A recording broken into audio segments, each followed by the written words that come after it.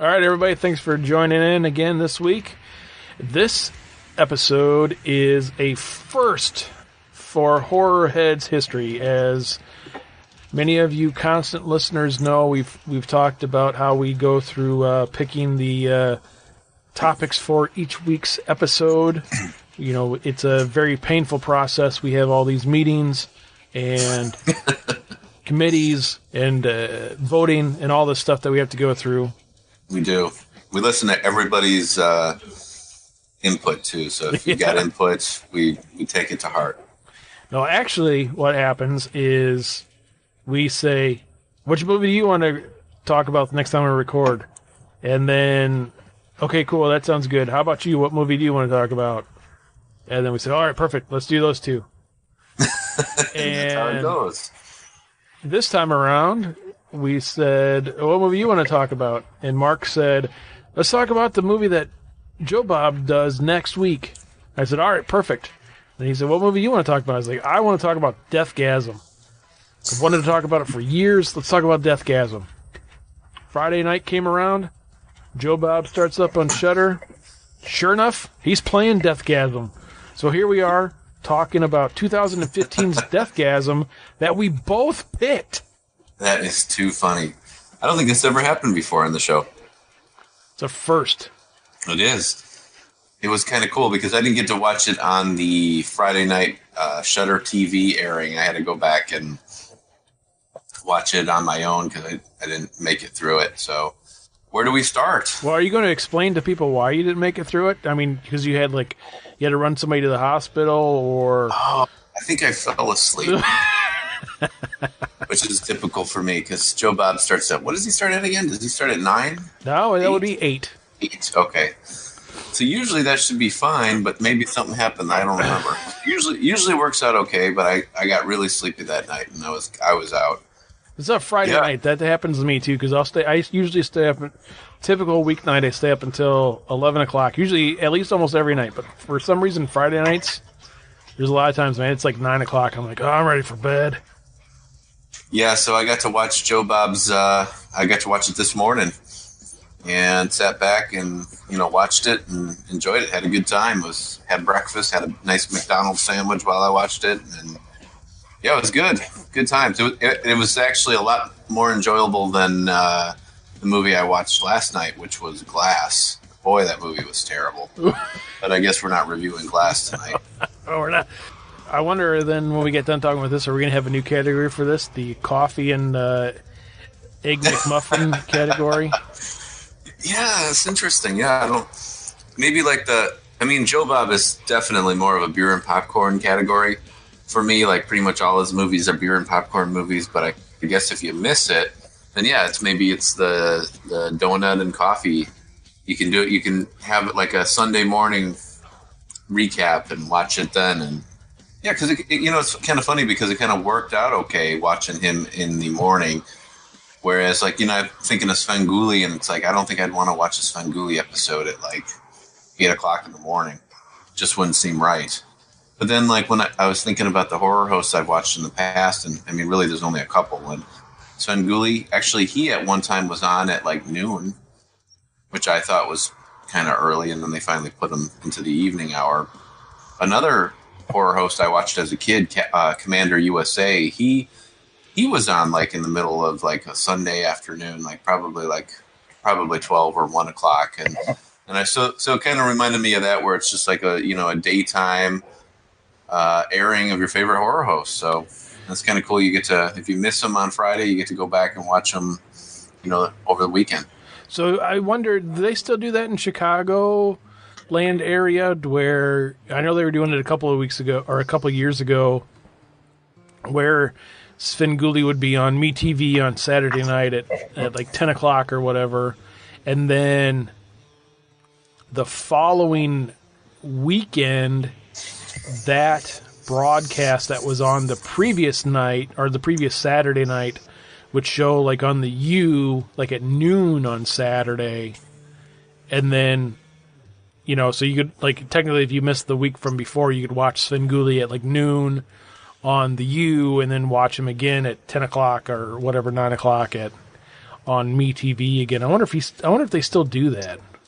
Yeah, I don't know, because I only watch him on MeTV, and just while you were saying that, I just quickly popped up on his website, and I do not see anything other than MeTV being the channel.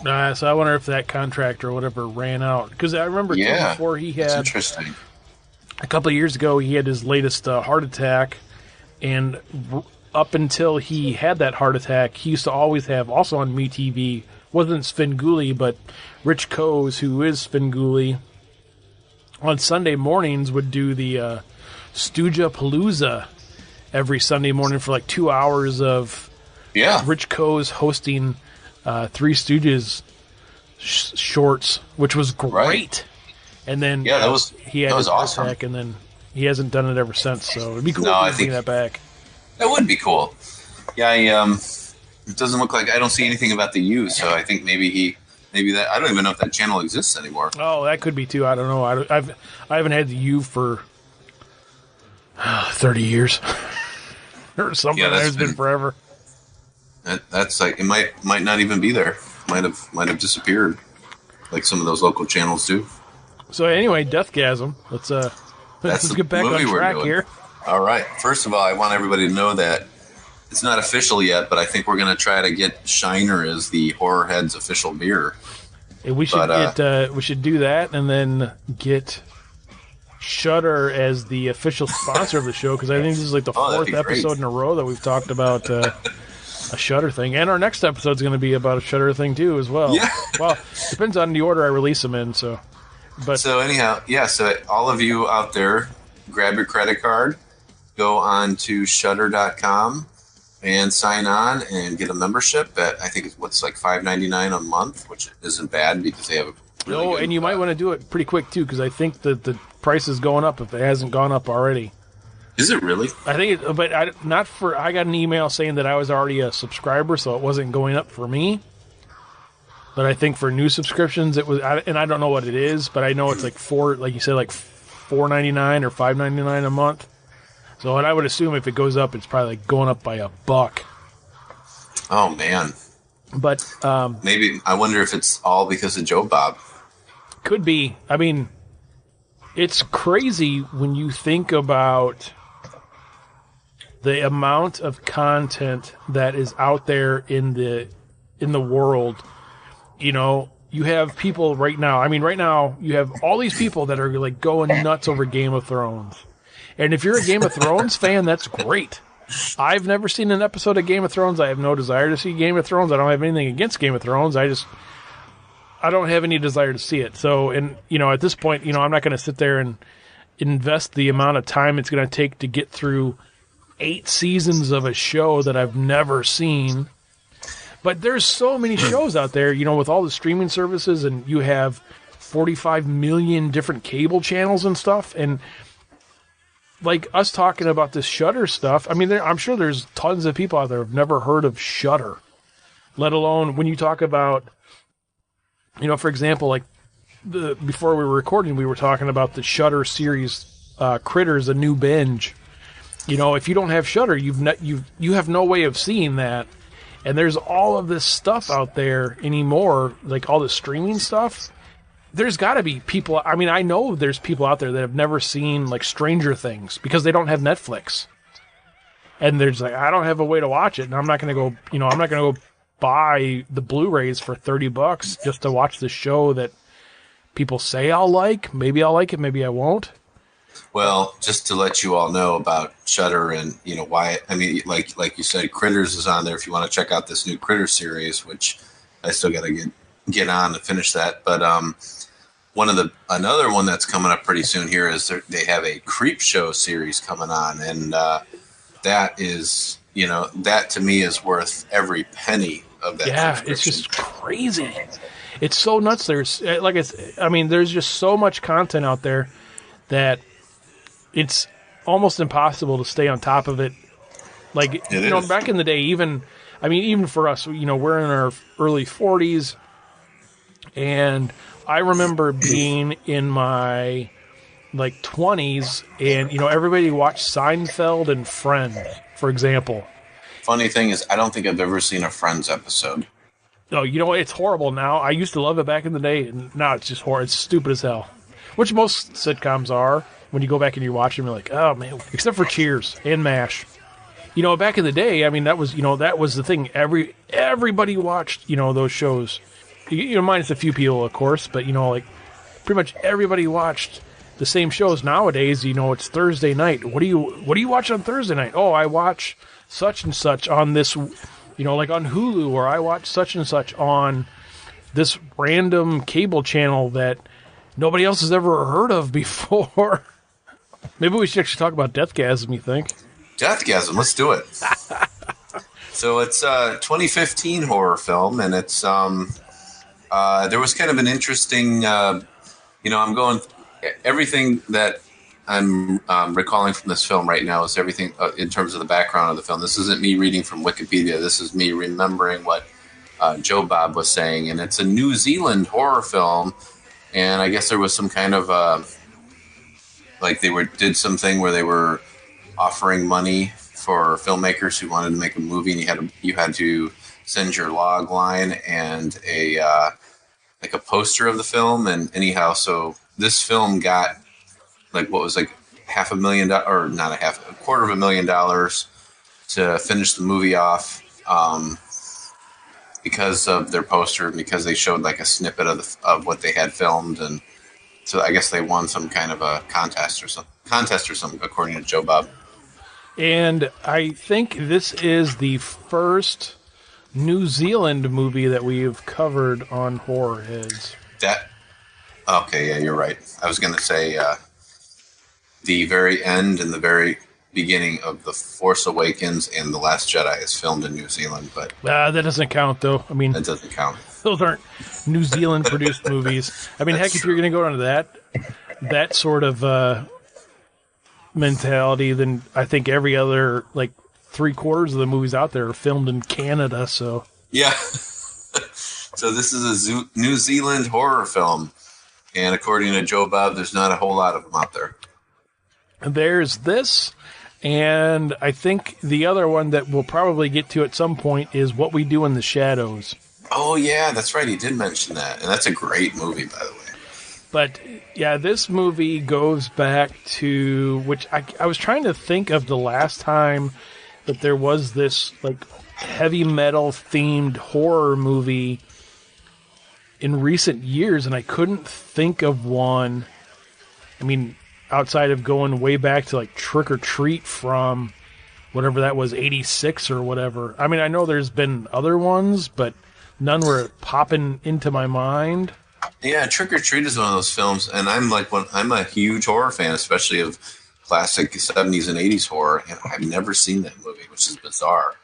And I'm a fan of Ozzy and Kiss as well, and I still haven't seen that movie, so that's like on my list of films to see.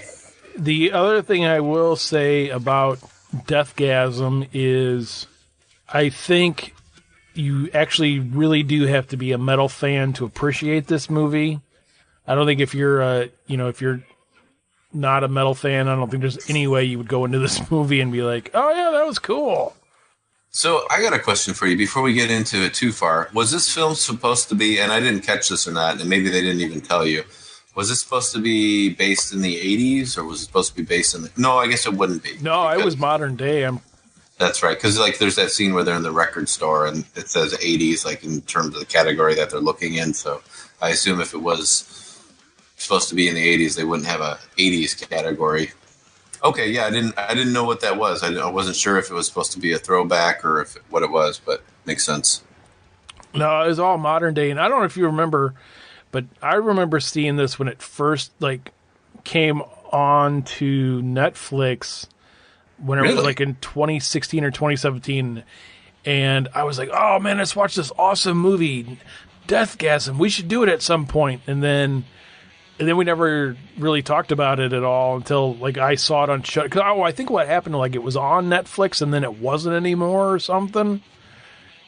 And so that by is the time so weird that you say that, because now it's like when you say that, it's like I kind of have a small memory of that being on Netflix, but like that name, but yeah, I mean, to me, like watching it this morning was like the first time ever. Yeah, and basically what the overall gist of this is pretty simple. So you have, this metalhead kid whose mother and father both have passed away, and he ends up having to go live with his aunt and uncle and his cousin. Him and his cousin both are high school kids, and his cousin is a complete dickhead. He has a hard time making some friends at his new school, but basically the gist of the story is him and some fellow metalheads end up bonding, and they form a band. And then basically what the core of the story is, they find this basically this ancient song, and they start playing it, and anytime you play it, then it like opens up the gates to hell, and then all hell breaks loose. I really appreciated the classic sort of metal vibe to the film. I mean, there was a lot of metals, the soundtrack, and like basically everything in the background was metal. Now it was kind of cool because it reminded me of like the old school days when we used to all hang out and everything as kids and go to the local music store and get pins and patches and all that stuff and add it to your coat, and and I remember like drawing pictures of skulls and all kinds of stuff, and it just totally threw me back to that time period. Were you ever like a death metal fan though? Were you like ever into like the more hardcore stuff, like Cannibal Corpse or Death, or those like real hardcore, I guess, or underground type death metal? It's so weird. I actually appreciate some of that stuff more now than I did when I was younger. And it's the weirdest thing, but over like the last probably like 5 years, I've really gotten into the whole female fronted bands. Oh and yeah. If there is a girl screaming, like not the whole like death like metal like voice thing, not the whole like blah, blah, blah, blah, not that stuff, but like just like screaming. Oh, I can't get enough of that. I love that. Yeah, it seemed like the death metal was like it's really bizarre because I remember when high school hit, like the freshman year, it was like everybody was either into hip hop or they were into. There was a small group of people that were into death metal, and it was like the like the hardcore stuff, like this like Cannibal Corpse and this band Death, and it's like take Slayer and like the bands that you thought were like hardcore and like make it even like go even deeper into it, like with like you said the growling and all that stuff, and then it was like so it was this bizarre sort of subculture. It's like the Burnouts were more just this really deep hardcore death metal. It's like kind of the transition from like the 80s metal like Maiden and Megadeth and Metallica and stuff, and then Slayer, and then into this even darker stuff. And then all of a sudden, Kurt Cobain came onto the scene, and then everybody that was hip hop like grabbed a flannel shirt and turned into an alternative. Like that was like 92, 93. But yeah, I was never a big death metal fan, really, to be honest with you. I mean, like, I was a metalhead back in the day, like, all the classic bands, Iron Maiden, I like Metallica, Megadeth, and all those guys. But yeah, like the really hardcore stuff, like just never really did it for me. Yeah, And I still even to this day, like, I would never like go out and buy a Cannibal Corpse album and be like, yeah. Actually, let me double check here real quick. I think I actually have Cannibal Corpse on my digital library. Maybe I don't. Let me double check here real quick. Because I do have... Yeah, I do. I have Cannibal Corpse. You do? I do. Here, let me Interesting. see how this goes over.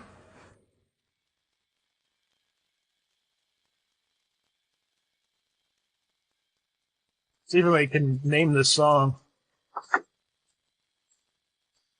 Sounds very much like Slayer. But once the vocals come in, it'll be like...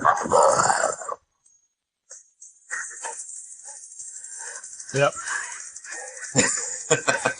See, I never got into those vocals. I remember a bunch of kids in high school bunch of buddies of mine were in death metal bands, and I'd go watch them practice and stuff. And I'm like, yeah, what the hell? Yeah, I had a buddy that played guitar in one of those bands, and I was just like, how do you do that without ripping your throat out? I don't even understand it. I never got into it, but it's kind of funny because I'm like you. I was in like a metalhead, and then as I got into like my 20s and stuff, well, my late teens and stuff, I got like into like the grunge stuff, and then like classic rock, and then just like straight up like almost anymore I consider it like all just like rock, just like straight up rock, The Doors, Black Crowes, Pearl Jam, all that stuff, it's all just like rock and roll. Oh yeah. And then I kind of got into this weird like folky like country stuff for a while, and then like I said, like 5 years ago I got into like heavy stuff again. And that's why I have like the Cannibal Corpse. I have like Cannibal Corpse, Death, and stuff. I listened to it for a little bit. I don't really dig it that much, but then yeah, like the female fronted stuff is like, that stuff is great. Like In This Moment, Butcher Babies, those are a couple of like, I don't know. They're like, some people are like, oh, those are like poppy metal and whatever. But I think I like In This Moment. I think I've heard a few of their stuff. That's with a blonde chick singer, right? Yeah, Maria Banks. Yep. Okay, cool.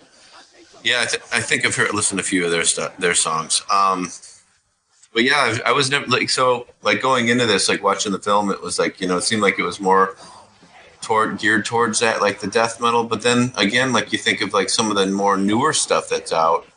Well, probably a few years ago, and I mean, like I think of like Bullet for My Valentine, and that's kind of got that metal sound to it. But then there's like a little bit of the growling as well. But it was really cool to just kind of, see a movie about a metal band again.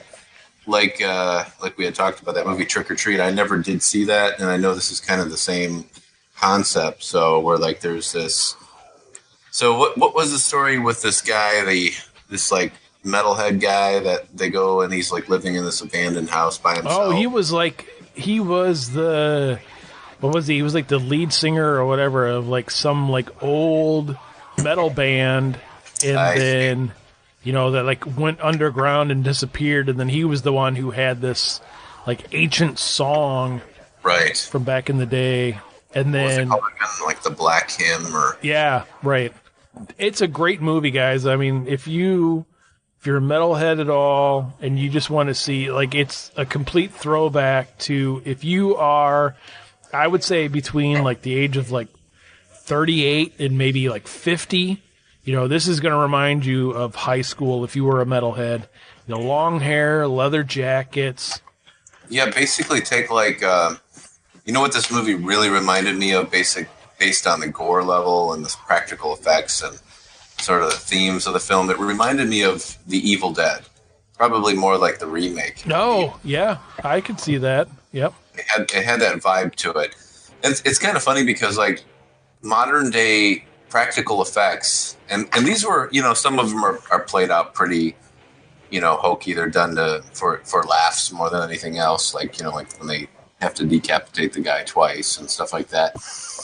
There's, but it's, I don't know what it is. It's like, it seems like this new modern gore effect. It's like they do a real good job with it.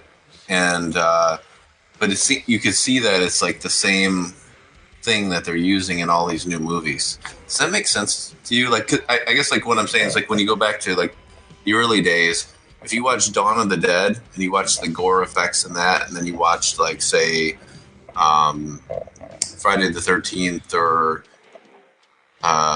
whatever else, it's like they look different. Like the effects were different. Like it was gore. It was the same type of gore. Like when I think of Dawn of the Dead, I think of like orange blood because the blood. So I have a theory on that. Okay. So back in the day, when you had, say, Dawn of the Dead, you had Tom Savini coming in, and he was like, okay, so we have to do this. How are we going to do that? Hell, I don't know. How do you think we should do that? What if we do like a turkey baster in this like tube, and then we shoot blood out of this watermelon? That'll look real, right? Yeah, that sounds right. All right, cool. Let's do that. And then, too funny. And then you had like Friday the 13th Part 4, and whoever the That was Savini. Was it? Oh, okay, so let's say like a Halloween or like Friday the 13th Part 3. Somebody like, and then like, oh, okay, so we're doing this movie in 3D, and I'm gonna do this thing where we're gonna shoot this dart gun thing, whatever you call the gun, and we gotta shoot it right in the eyeball. How should we do that? And, I don't know. It's never been done before. How do you think we should do that? Oh, I don't know. Why don't we put a hook on the thing? We'll put some line over here, and then we'll do that. Oh, it's a good idea. Let's try that. To whereas nowadays, everybody's like, oh, you know what? They want practical effects in this. Oh, okay, cool. Well, here, let me get out the textbook for that. Practical Effects 101. Yep, this is how it says to do that. Let's do that.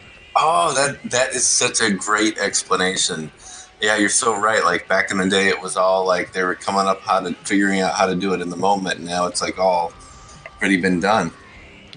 Yeah, that's an excellent explanation. Yeah, and that's just my 2 cents of to why it looks very similar. But I think that's pretty much what it is. You'll have a lot of these effects artists that went to the Stan Winston School of Special Effects, and all 50 students in that one class were taught how to do this, the blood spurting out of a neck exactly the same way. It even seems like it's kind of funny because like whatever they're using for blood nowadays, it's like every single movie that does practical effects uses that same blood. Back in the day, it seemed like if you spread it out and look at all the horror movies from the early 80s and whatnot, and it looked like there was a lot of like, oh, they must have used this or that. It was different. Now it's like they must go on eBay and say, or Amazon and say fake blood for horror movies. Then they get that ordered and boom, that's it. And even like the fake bodies and the fake decapitated heads and all that stuff, they all have a very similar look to them nowadays, as opposed to the old days. And like I said, like the Evil Dead remake, it looks like they used the same quality stuff to make this movie, like for the practical effects. And this movie reminded me of Wolf Cop's practical effects. And, it just kind of goes on and on and on. Any modern movie, it's like it looks like it's the same guy doing the effects, where back in the day, they were all trying to figure it out as they went. Yeah, that's what I think is happening. That makes sense. Well, I will say that I give Deathgasm a giant thumbs up. This is by far a great movie.